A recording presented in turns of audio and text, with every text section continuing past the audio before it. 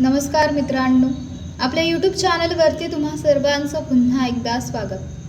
पुणे जिल्हा परिषदेच्या विविध विषय समित्यांच्या सभापतीची घोषणा करण्यात आली असून या पदांवर 4 सदस्यांना संधी देण्यात आली आहे.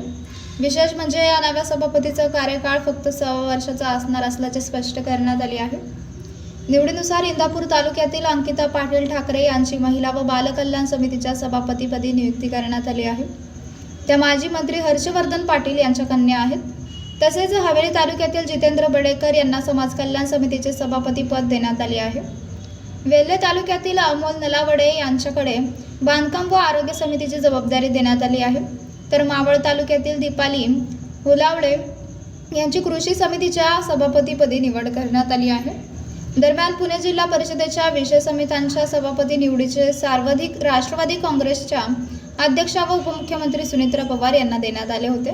त्या अधिकारानुसार जिल्ह्यातील विविध तालुक्यांचा समतोल साधत या 4 सदस्यांना संधी देण्यात आल्याचे पक्षांकडून सांगण्यात आले आहे.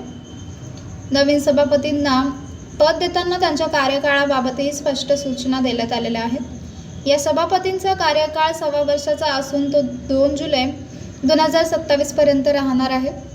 यापूर्वी पुणे जिल्ह्यातील राष्ट्रवादी काँग्रेसच्या आजी माजी आमदारांनी उपमुख्यमंत्री सुनेत्रा पवार यांच्याकडे जिल्हा परिषद पदाधिकाऱ्यांचा कार्यकाळ 6 वर्षाचा ठेवण्याची मागणी केली होती.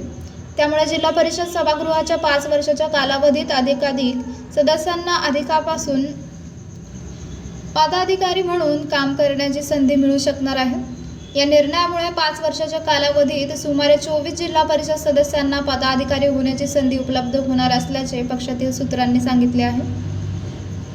तर मित्रांनो, आपल्याला काय वाटतंय? आपली प्रतिक्रिया आम्हाला कमेंट बॉक्सच्या माध्यमातून नक्कीच कळवा.